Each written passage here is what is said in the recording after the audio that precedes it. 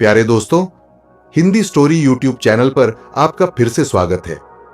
पिछले भाग में आपने देखा कि कैसे शिवकाली आश्रम ने एक तांत्रिक की अशुभ शक्तियों का सामना किया और उसकी नकारात्मक ऊर्जा को नष्ट किया।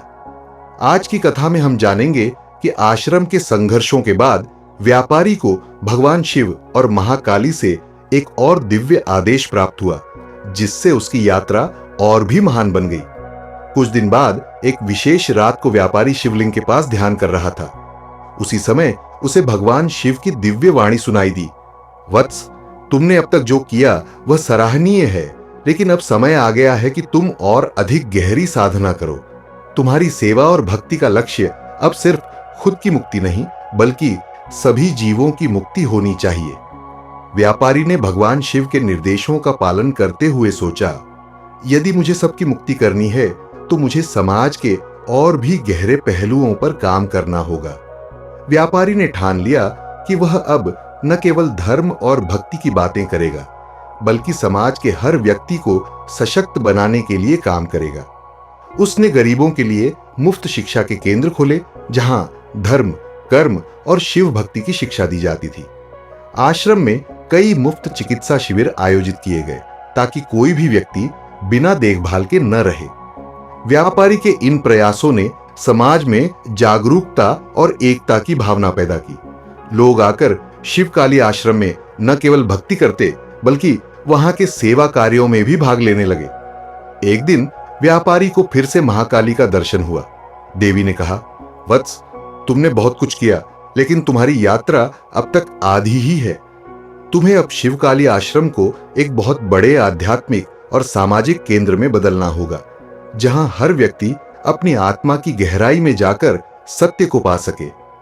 तुम्हें इस केंद्र में गुरुकुल की स्थापना करनी होगी, ताकि साधना और शिक्षा दोनों का सामंजस्य हो सके। व्यापारी ने देवी के निर्देशों को स्वीकार किया और गुरुकुल की योजना बनानी शुरू कर दी। उसने आश्रम में न केवल आध्यात्मिक शिक्षा की, बल्कि ऐसे शिक्षकों की नियुक्ति की जिन्होंने जीवन के विभिन्न पहलुओं पर गहरी समझ और अनुभूति रखी। कुछ समय बाद शिवकाली गुरुकुल की स्थापना हुई।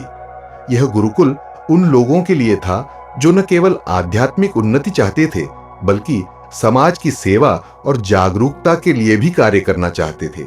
यहां आने वाले प्रत्येक छात्र को शिव और महाकाली की साधना के साथ साथ जीवन के संघर्षों से निपटने की कला भी सिखाई जाती थी।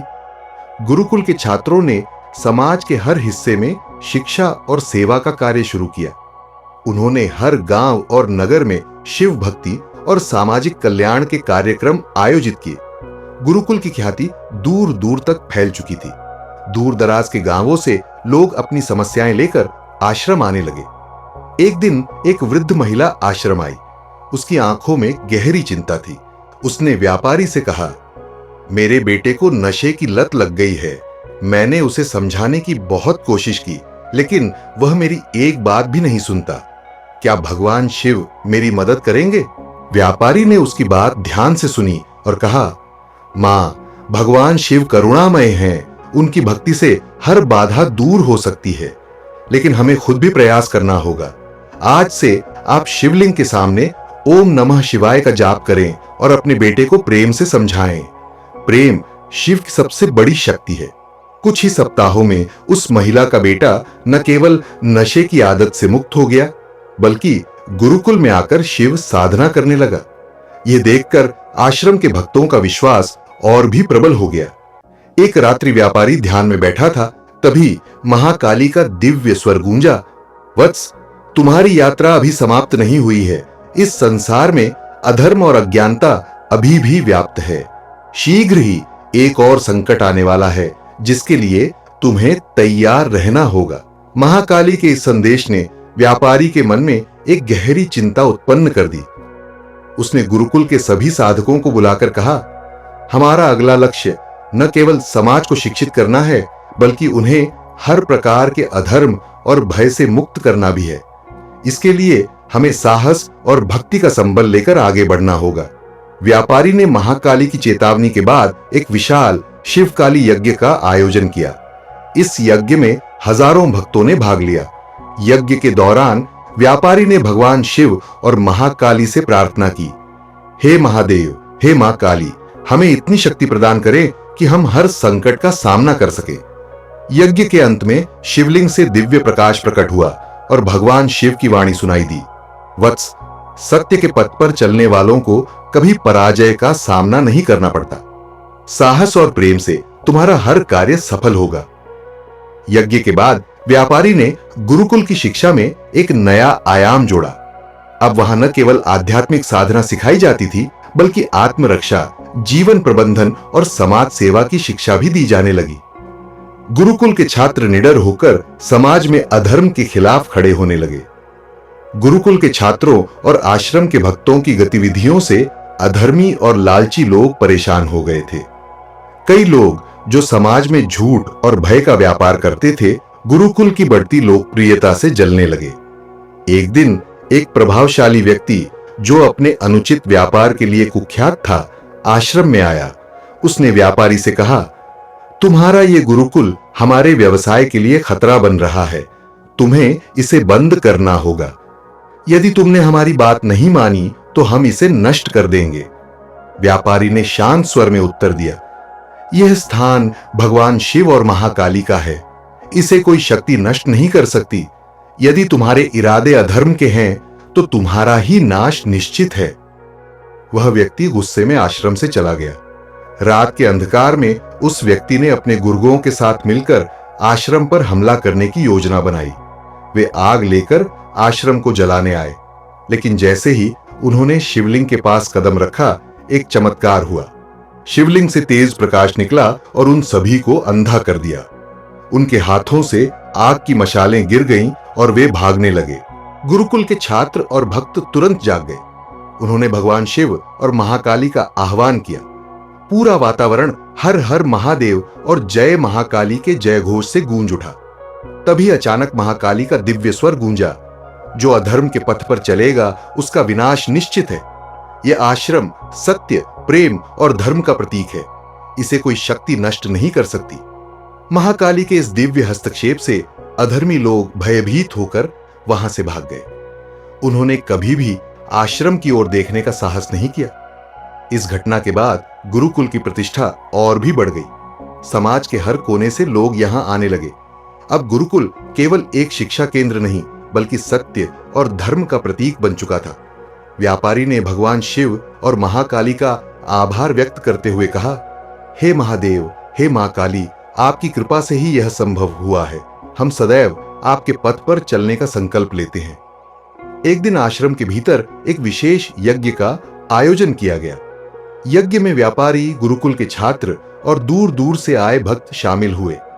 यज्ञ के दौरान वातावरण अचानक बदल गया। एक तेज प्रकाश प्रकट हुआ और शिवलिंग के समीप से दिव्य ज्योति उठने लगी। भक्त अचंभित हो गए।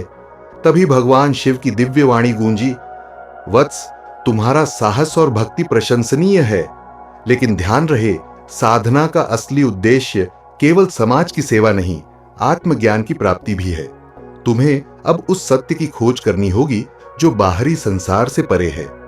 व्यापारी ने विनम्रता से कहा, हे महादेव, हमें उस मार्ग का संकेत दें जिससे हम आत्मज्ञान की ओर बढ़ सकें।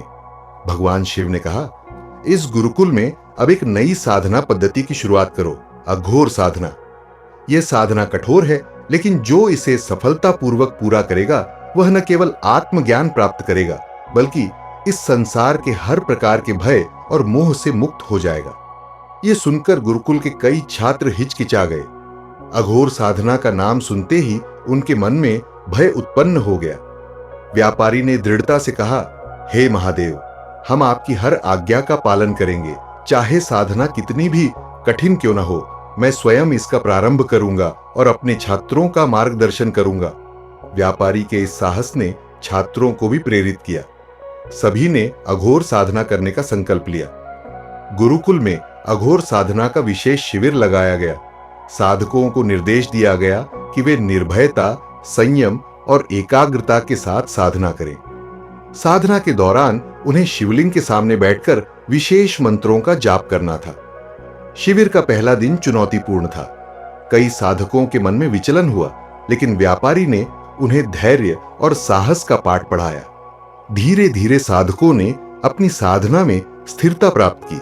साधना के अंतिम दिन महाकाली का दिव्य स्वर गूंजा, वत्स, तुमने शिव के मार्ग पर दृढ़ता दिखाई है। अघोर साधना के बाद जो आत्मज्ञान तुम्हें प्राप्त होगा वह तुम्हारे जीवन का सबसे बड़ा वरदान होगा।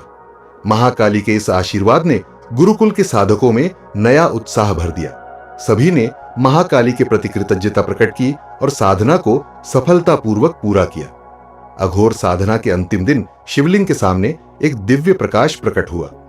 यह प्रकाश इतना तेज था कि सभी साधक ध्यानस्थ अवस्था में चले गए। व्यापारी के भीतर अद्भुत शांति का संचार हुआ। तभी भगवान शिव की दिव्य वाणी गूंजी, वत्स, तुमने कठिन साधना को सफलतापूर्वक पूर्ण किया है। अब तुम्हें आत्मज्ञान की प्राप्ति का मार्ग दिखाया जाएगा। ध्यान रहे, यह मार्ग केवल तुम्हारे लिए नहीं है बल्कि पूरे समाज के लिए है। तुम्हें अपने ज्ञान से समाज को आलोकित करना है। यह सुनकर व्यापारी ने विनम्रता से कहा, हे महादेव, मुझे आपका मार्गदर्शन हमेशा प्राप्त होता रहे। मैं आपकी आज्ञा का पालन करूंगा। शिव की वाणी के बाद महाकाली प्रकट हुई। उनका स्वर गंभीर था, वत्स, साधना का अर्थ केवल आत्मज्ञान प्राप्त करना नहीं है। अब तुम्हें समाज के अंधकार को दूर करने का कार्य करना होगा। अधर्म और अज्ञानता अभी भी कई स्थानों पर व्याप्त है। इस गुरुकुल के साधकों को समाज में सेवा और धर्म का दीपक जलाना होगा। महाकाली के इस आदेश ने गुरुकुल के साधकों को नई प्रेरणा दी।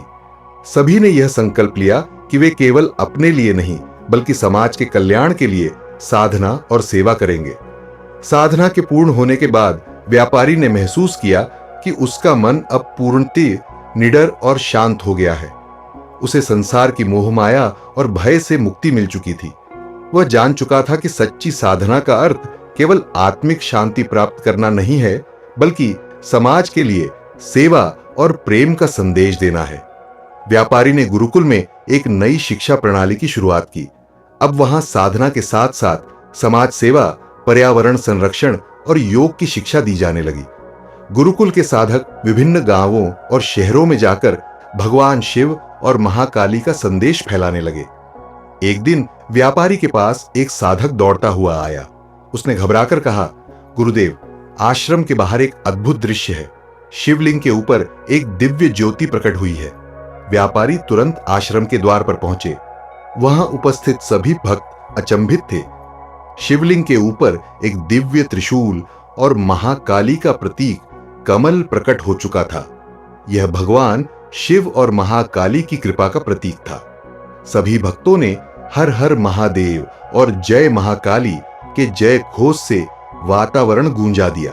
जब शिवलिंग के ऊपर त्रिशूल और कमल का दिव्य प्रतीक प्रकट हुआ तब पूरे आश्रम में भक्तों के हृदय में अपार श्रद्धा उमड़ पड़ी।